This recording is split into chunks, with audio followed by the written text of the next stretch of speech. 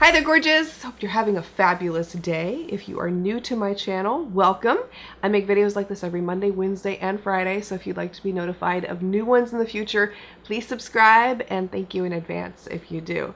Today I'm showing you an up-close tutorial for the look that I was wearing in my Natasha Denona nude lipstick dupes video. I got so many requests for a video on how to recreate that look, and it's been my go-to recently. I absolutely love it because it's a very soft smoky wing and it doesn't compete. It just brings out the eyes extremely well, and it's especially great for those of us with downturned eyes. So I'm going to be showing you everything up close today from beginning to end.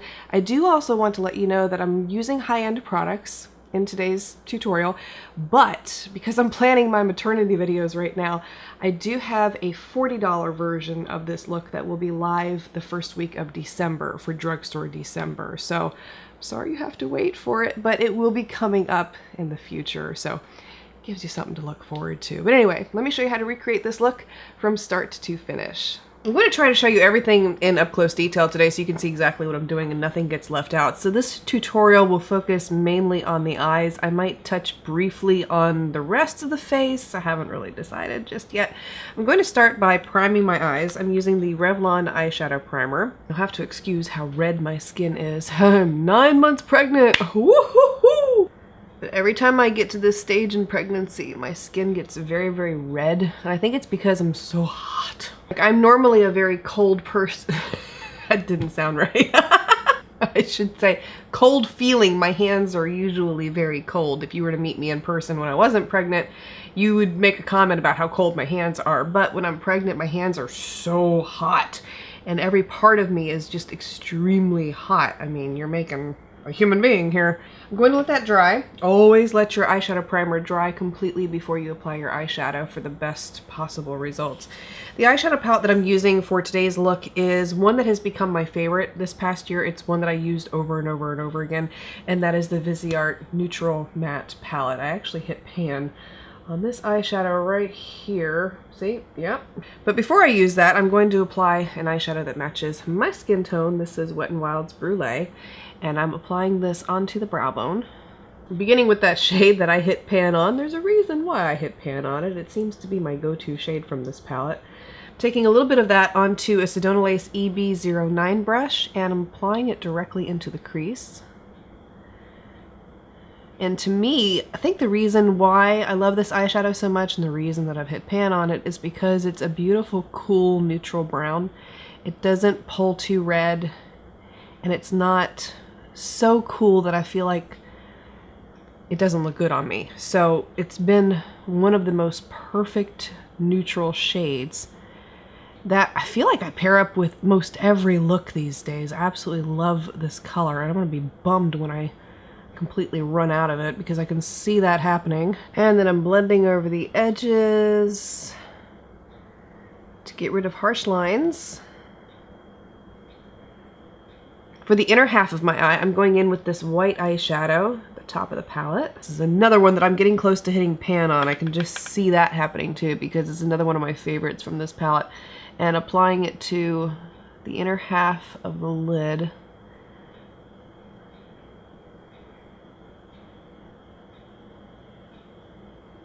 And then again, going back with that same eyeshadow I used in the beginning in the crease, I am taking it on a flat shader brush. This is the MAC 239, by the way.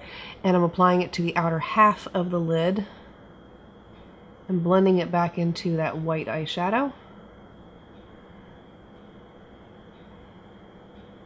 Because the idea behind this look that I initially wanted was I wanted the eyeliner to really be the standout star of the look, if you will, and the eyeshadow to take more of a back seat to it. So that's why the eye look is rather neutral. For the eyeliner in that look that I was wearing, I used a mixture of the black and the deep brown. So the first thing I did was take an angled brush. This is the MAC 266. Took a small amount of the black eyeshadow and line the upper lash line with it first. You do want to keep this really close to the lash line. It's not a thick line, it's not a thin line, it's more medium level, I guess you could say. To apply enough to where you see it, but it's not bold, if that makes sense. Simply because in the next step I'm going to be smudging it out, which will make it into a thicker line. So if you start out with a really thick line of the black, you'll have a really thick line by the time you're finished. So it's better to keep it on the thin side with this part of the application. So you can see how I have it there, and then I'm taking the Sigma E30 pencil brush and dipping it into that dark brown eyeshadow. You really don't need much. I'm going to tap off the excess here. And then you want to smudge that black line using the brown eyeshadow until you get a smoky line with it. And I may speed up this part of the video simply because it's hard for me to talk and do this at the same time.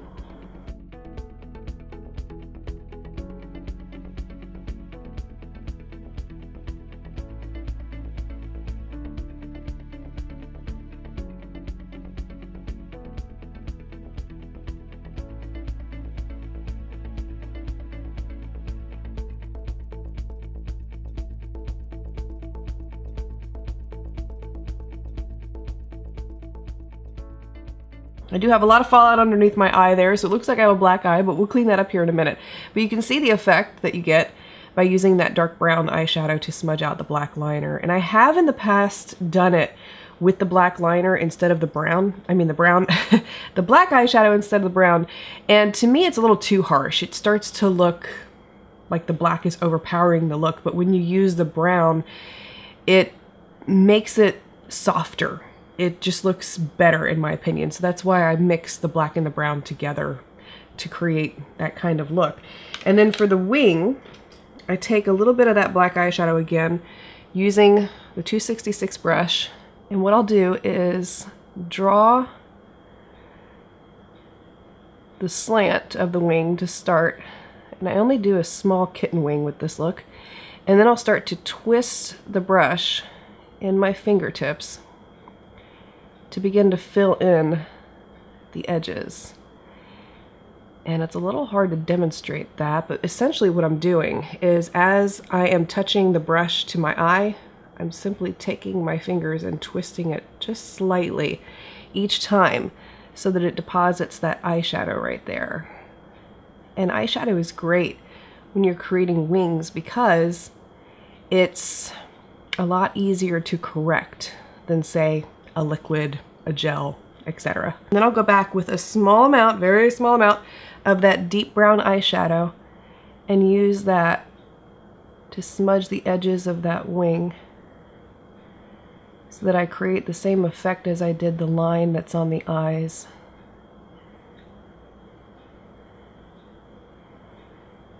And the wing is a little too thick for my liking. I want it to be a little bit sharper, so I'm taking a makeup remover wipe, which I have to use under my eye anyway because I have all that fallout, and using the edge of that wipe to sharpen the line. And this is what I mean when I say that eyeshadow is so easy to correct, especially when you are creating wings.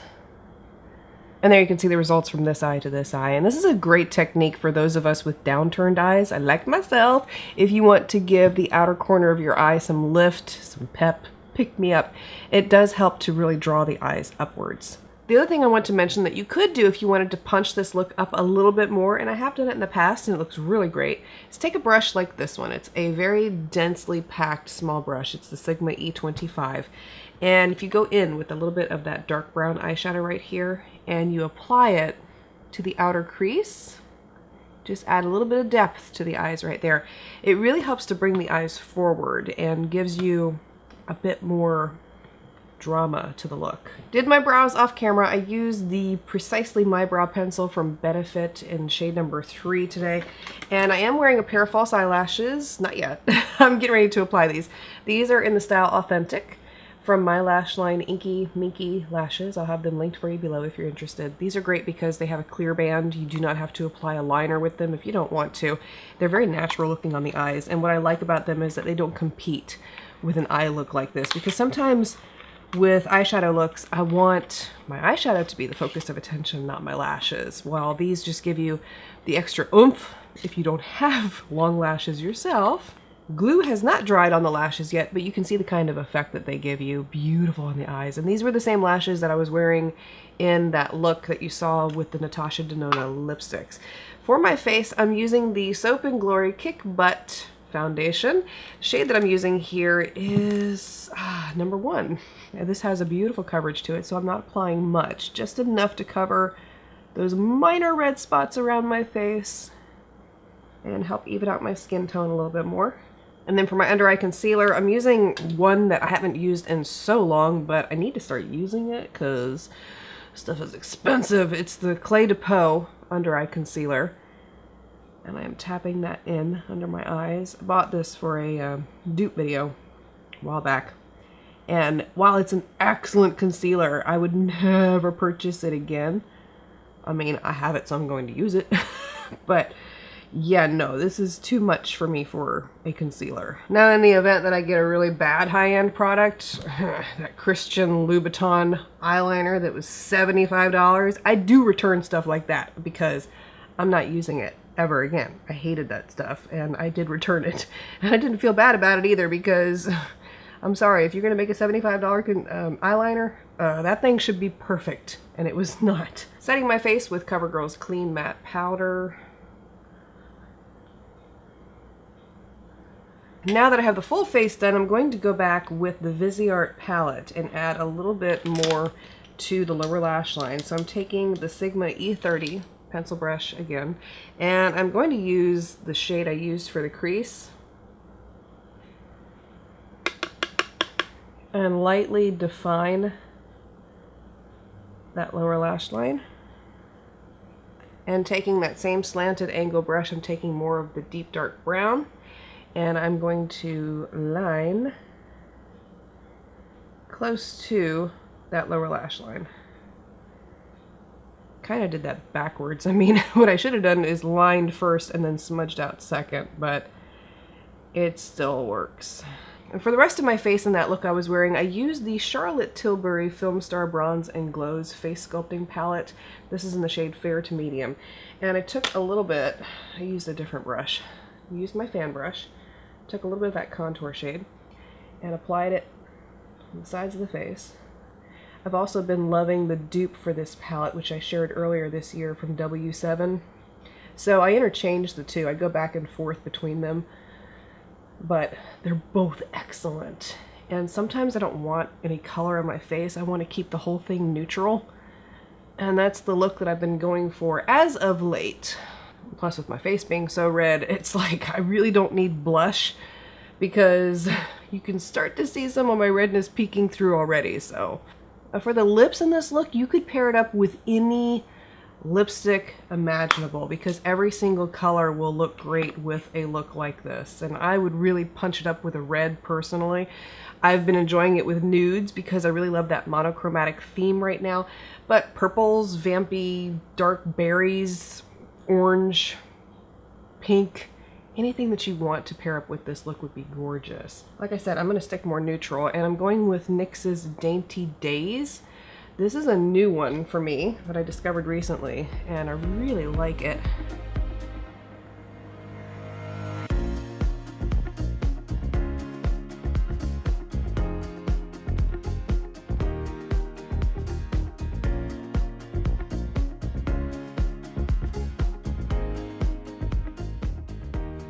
And if you're watching this in the future, after December, when that $40 version of this look has been published, I'll also have that video linked for you below if you'd like a more affordable way to recreate this look. All of the products I used in today's tutorial will be listed and linked for you below. Thank you so much for being here, for taking the time to watch, and look forward to seeing you again next time.